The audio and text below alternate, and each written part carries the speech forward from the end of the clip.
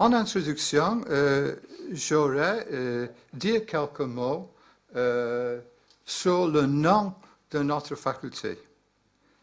Le fait marquant de cette rentrée 2010, la 37e rentrée de la faculté, c'est le changement de son nom. La faculté libre de théologie réformée d'Aix-en-Provence, FLTR, sera désormais faculté Jean Calvin, et cela avec un sous-titre Institut protestant et évangélique qui souligne un double attachement aux origines du protestantisme dans la Réforme et au mouvement évangélique dont les racines se plongent dans les réveils historiques du protestantisme. Chacun peut comprendre que les noms s'usent avec le temps et il faut quelquefois relooker une marque. Mais Calvin, le nom est peut-être lourd à porter, n'est-ce pas? Pourquoi ce nom? Ce nouveau titre n'est pas destiné à exprimer un attachement à Calvin pour Calvin. Cela ne veut pas dire non plus que nous approuvons tout ce qu'il a fait, ce qui n'est pas le cas, ou que nous adhérons rigidement à tout ce qu'il a enseigné. Ce nom sert à manifester une conviction profonde concernant l'Évangile redécouvert et articulé par Calvin. À son époque, Calvin a fait connaître la bonne nouvelle de la grâce au monde entier et nous voulons avoir cette même vocation. Nombreux, bien sûr, sont ceux qui ne comprendront pas, car il existe depuis toujours une mécompréhension profonde de ce qu'est le calvinisme. Mais nous pouvons l'exprimer dans une phrase. Le calvinisme est la foi biblique dans son expression la plus pure et la plus complète. Ou, inversement, ce que je préfère, si on annonce tout le conseil biblique de Dieu, le résultat est le calvinisme.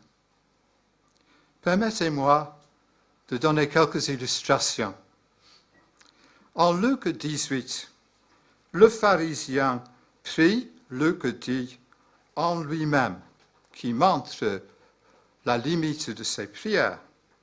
Il prie ainsi, « Dieu, je te rends grâce que je ne suis pas comme le reste des hommes. » Mais le péager, qui se tient à distance, n'ose même pas lever les yeux au ciel, mais dit, « Dieu soit miséricordieux envers moi, un pécheur. » Le deuxième seul est calviniste. Ultimement, il y a deux formes de religion. La religion des œuvres ou celle de la foi en la grâce de Dieu. Celle-ci est humble, dépendante de Dieu et est profondément frappée par la majesté de Dieu, sa gloire, sa grandeur, sa sainteté, sa grâce, sa justice et l'énormité de son amour envers nous. Nous sommes tous calvinistes quand nous prions. Personne ne prie, si ce n'est le pharisien. « Dieu, tu sais que je suis maître de ma vie et que je détermine mon destin. Mais tu peux me donner un coup de main, si et quand je veux. Mon cœur et ma vie sont à moi.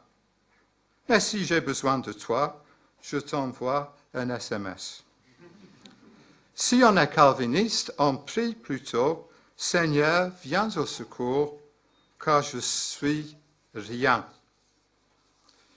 Il y a parmi les chrétiens ceux qui sont calvinistes à genoux seulement et ceux qui cherchent à l'être dans toute la vie. Le calviniste qui cherche à vivre sa foi dans toute la vie est différent de celui qui est calviniste uniquement à genoux. car l'attitude de sa prière s'exprime sans barrière dressée pour exclure Dieu là où il n'est pas le bienvenu dans nos vies. La majesté de Dieu, sa priorité, doit être partout et en tout le motif fondamental dans toutes nos entreprises et nos actions. Tout en reconnaissant sa faiblesse, le calviniste compte sur la puissance de Dieu, sur l'aide de son esprit. Toute la vie appartient à Dieu et le calviniste veut vivre ainsi. Bien sûr, ce débat n'est pas nouveau. Longtemps avant Calvin, Augustin et Pélage avaient cherché à répondre à la question « Comment les humains peuvent-ils mieux vivre ?» Leur réponse était toute différente. Augustin, avec sa religion de la grâce, affirme qu'en nous-mêmes, nous ne sommes rien, donc Dieu seul peut aider. Pélage, par contre, dit que nous pouvons faire ce que Dieu demande, améliorons-nous donc par nos efforts. Toutes les religions et tous les ismes tombent d'un côté ou de l'autre de cette division entre la grâce et les œuvres. Certaines, entre ces deux, cherchent à être des compromis, résultant d'une négociation entre Dieu et l'homme.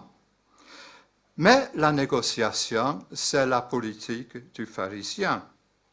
Et tout chrétien sait implicitement que quand on prie, on ne négocie pas avec Dieu.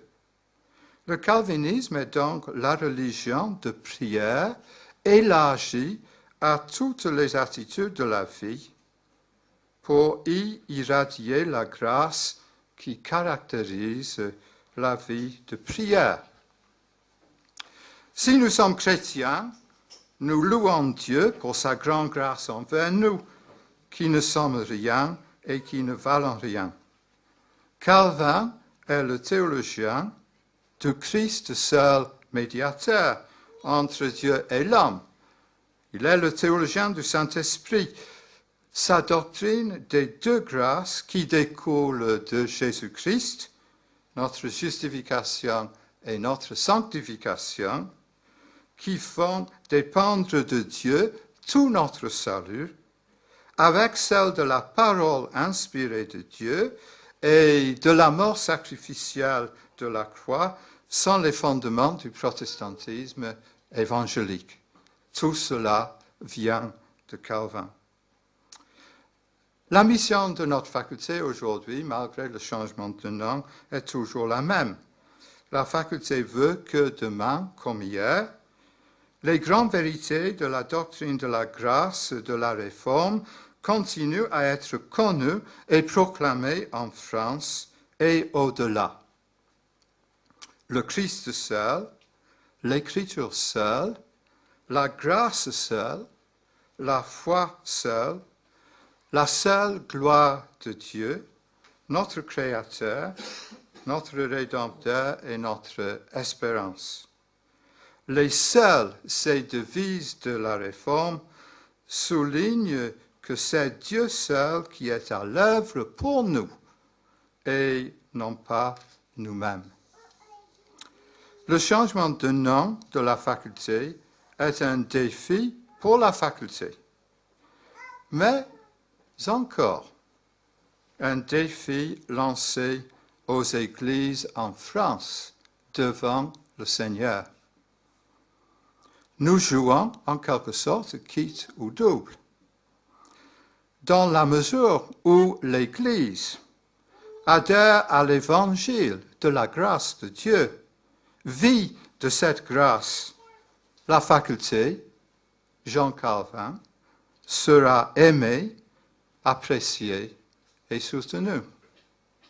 Mais dans la mesure où l'Église sera un succès d'année d'humanisme ambiant, une Église des œuvres ou du compromis, la faculté sera soupçonnée, marginalisée et finalement mise au placard.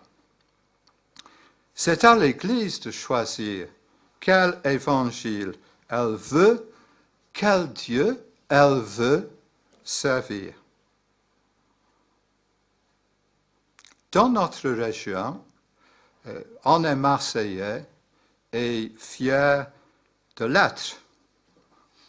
Mais ici, on est calviniste et fier de l'être.